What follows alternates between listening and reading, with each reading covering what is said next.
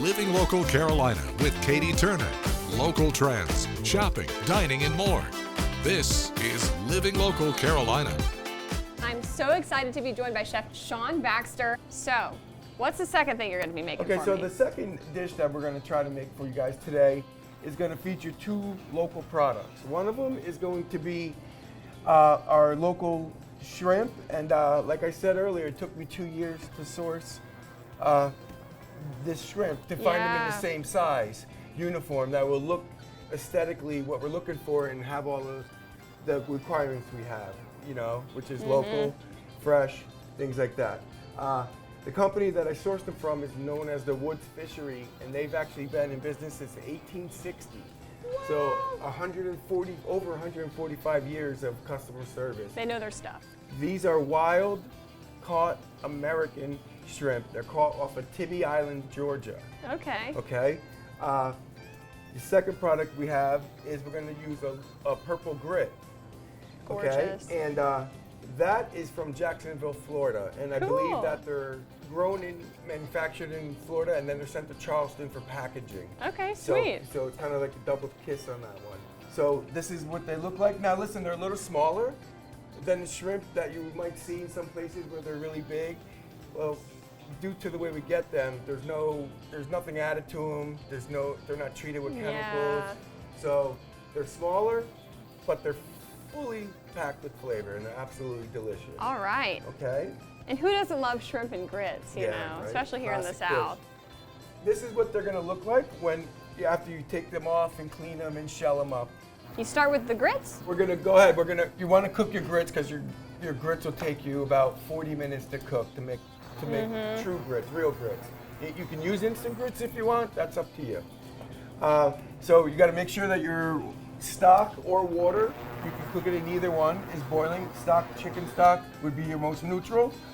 So we have our water nice and boiling, and we're gonna use water because a lot of our guests might be vegetarian. So they'll be able to eat it if I don't use stock. All right, so you're gonna wanna make sure your water's boiling and seasoned. You're just gonna go ahead and incorporate your grits in as fast as your water will take them, meaning don't have them start clumping up on you, okay? Yeah. And make sure that you whisk it, okay, continuously and until it's thicker, and then once it's thicker, you're gonna turn it down. Gotcha. Okay. And that's when it starts cooking for a long time. Yes. All right. So, All right, make me these shrimp. So I'm gonna cook the shrimp now. I'm gonna sear the shrimp. So once again, I'm gonna want a nice hot pan, saute pan, cast iron skillet. I always season my shrimp before I put them in, or before I put them in the pan. I think it's easier to coat them evenly. Some people do them the opposite way. All right, so you can use a couple different things to cook the shrimp. You can use olive oil or a blended oil, butter. I like to use a combination. Gotcha. Gives it a little more color and a little more flavor. I'm gonna go ahead and whisk this. Okay, so first I'm gonna put a little olive oil in the pan. Not too much, because we're not frying them. Okay. With my butter. Let this come up to the heat. What do you want on the plate? All right, here that sizzle. We're getting close to cook time. You don't want to just throw them in. You can if you want. I don't like to. I like to lay them in like that. You hear that noise? That sizzle? That's what you're looking for. Yeah.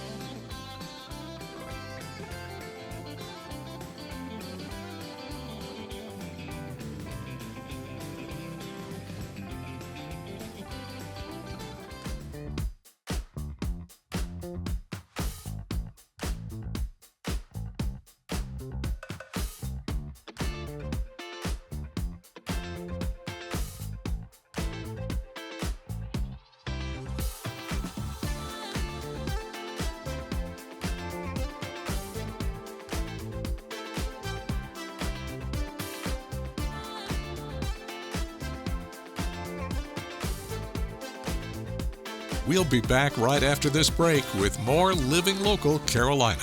The following portion of Living Local Carolina is sponsored by Coastal Garage Screen Doors. Guys, welcome back to Living Local Carolina. We've got a cool topic today. I'm with Lee from Coastal Garage Screen Doors. How are you doing today? I'm doing all right. How about yourself? I'm doing wonderful. Right behind us, we have exactly what you do. Every day. These lovely garage screen doors. What are some of the benefits? Sell it to me. So if you were getting it, you're going to get the best price. Number one, I'm the only company that sells that center door. You get a lifetime warranty on everything but the screen, and that's lifetime. And I give you a 10-year personal warranty as my install.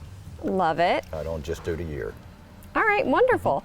And this is one of those things that, especially in South Carolina, you can enjoy it year round. Yes. We have wonderful weather here, right?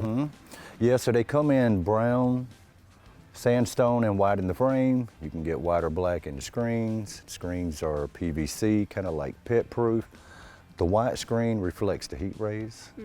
You can see out, but as you can tell, you can't hardly see in. Yeah. And so it'll drop the temperature in the summertime about 15, 20 degrees because the heat doesn't go in. Yeah, that's awesome. What has been the community response from your customers that get one of these? So even though I do these little skits like this, 90% of my sales are them. And in 1 year, I became the biggest lifestyle screen distributor in the whole United States. So, That's amazing. well, that's what being a perfectionist does, and it's all about the customer, you guys, because y'all are my sellers. Let's talk a little bit more about this perfectionism. Why is that so important to you? It's always been, you know, my dad always told me, son, if you ain't got enough time to do a job right, what makes you think you got enough time to come back and fix it? And I've just always been like that since I was a kid. The way I build my screens is totally different from everybody else, and it's just the way it is. If it's not perfect, it don't leave my shop. All right, well, I know somebody watching right now is going to want to get in contact with you. What's the best way for them to do that if they're interested? You can call or text 843-429-0591.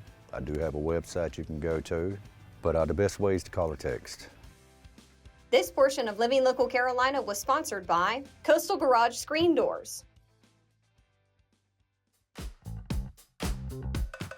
Well, thanks so much for joining us today on Living Local Carolina. Today I'm joined in the studio with Charles from Long Bay Symphony. How are you doing? Just fine, thanks. Awesome. Okay, tell everybody a little bit about what you do. Well, I'm the music director of the Long Bay Symphony, which is this region's professional orchestra. And you know, it's funny because as much as we've been around, I think, gosh, it's, and now I can't remember exactly, it's our 36th, 37th season. Wow. They're going to kill me in the office for not remembering the exact year. But we've been around a while, but for a cultural institution, it's not that long. And since people are, you know, it's so transient, people are constantly moving into this area from primarily the Northeast or the Charlotte area or wherever. And it's amazing how, in spite of all we do, people don't know they have a professional symphony orchestra in town. Yeah. So we do, of course, our traditional subscription concerts, classical things, and try to make that as varied as possible using, you know, ballet dancers and, you know, just as much variety as we can. But our biggest thrust over the past several years has been to do more diverse programming and more outreach. So we've done things like the New Year's Eve concert that we do and a gala, to, of course, Messiah performances in December. Also a Gullah to Gospel program involving a mass gospel choir in March. We've done patriotic war and peace concerts for the past several years over Veterans Day weekend. And so we're just out there in the community reaching all segments of the community, with a lot of those concerts being free, sponsored by the Chapin Foundation and other organizations. So that's kind of our mission, is to be out there and be a part of this community. And it's amazing, invariably after a concert, I'll have someone come up to me and say, "Oh, this was amazing. I had no idea we had a professional orchestra in this area." Which is sort of why I'm here today. Yeah, we're spreading the word. Yeah. And these are talented musicians that deserve to, get some spotlight on them. Our musicians basically play in orchestras throughout the region, in the South Carolina Philharmonic, Wilmington, Charleston, all of the general area, and they just travel. A lot of them are professors at universities or, So it's, you just go where the activity is. I love it.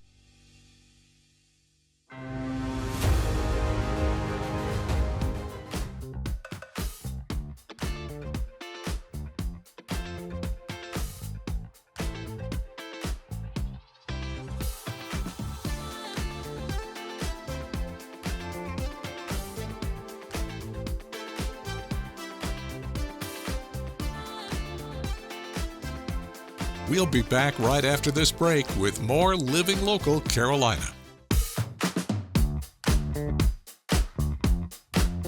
Well, we are talking about Double Dutch today on Living Local Carolina. I'm joined by these two ladies from the Myrtle Beach Double Dutch Club.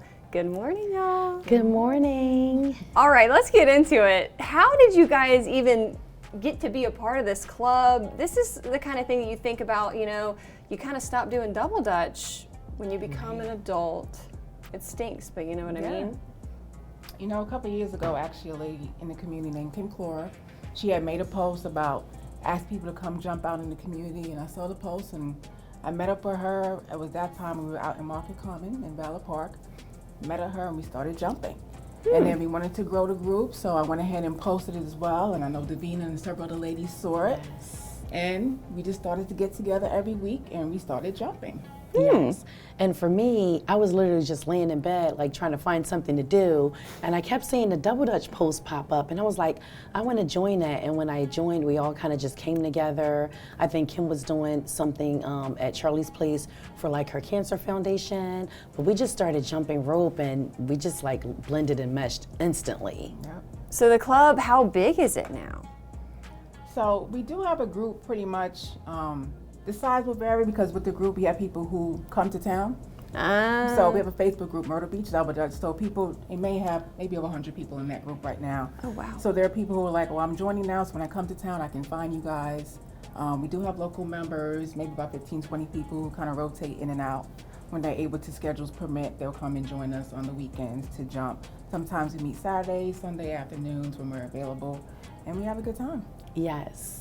And just to mention, so even with the Double Dutch, we have jumped in 3 parades. We've done the MLK parade. We've also jumped in a Christmas parade, which was really fun because we got to dress up, and but it felt like a marathon because we were like walk, jump, dance, run, walk, jump, dance. It was our first. Yeah. I can imagine this is also a great way to work out too, right? Yes, absolutely. And what was the last parade that we did? The Juneteenth. Juneteenth, and we did the Juneteenth Okay. parade. Yes. So did y'all grow up double dutching, or was this something that you found later in life? I did grow up double dutching in Brooklyn, New York. So as a Wow. school-age girl, we used to do something called Jump Rope for Heart. So in school, we used to do that. We did competitions. I watched my older sister teach me how to jump, and I started doing that, and I hadn't jumped in over probably 20, 25 years. So when I saw that post, I was like, Double Dutch. I used to do that. Can I still do that? That's cute. And you still got it? Still got it. Wow. And we didn't have an organization. It was a childhood play for us. Yeah. We just went out and started jumping. We would make up songs, and that's why, so I'm the top jumper because I've literally been jumping since I was a little girl. I love Just it. in the neighborhood streets of Philadelphia. See, I honestly have never double dutched in my entire life. I'm a very clumsy person, so you guys need to give me some pointers, honestly. Well, listen, we can teach. We literally teach people Good. within minutes. I've taught people how to turn and jump with some of our other jumpers in minutes, so we can definitely show you. We definitely have people, whenever we jump in the community, come and be like, because we'll see you, if we see you looking, and we'll drag them over, and they'll come, and we'll take the rope one by one, start them slow, start in the middle, hop, and we'll get them jumping, we'll get them turning, and it's a good time. All ages. So don't be afraid. Ladies, men, even the men can jump. Yeah. We Love it. recently did at a dance performance that they had here for a whole weekend.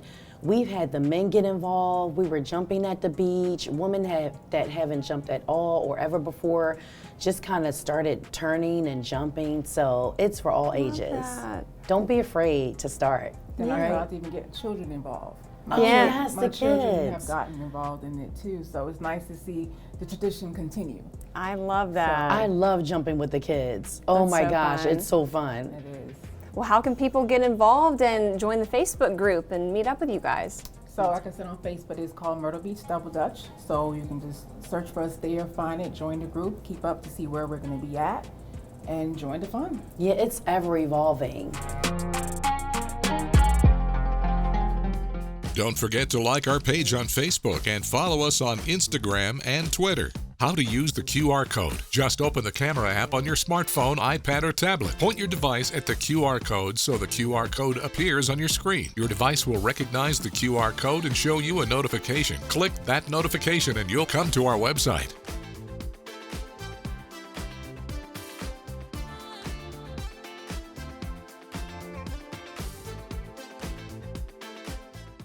Living Local Carolina, weekday mornings at 9:30 on WBTW News 13.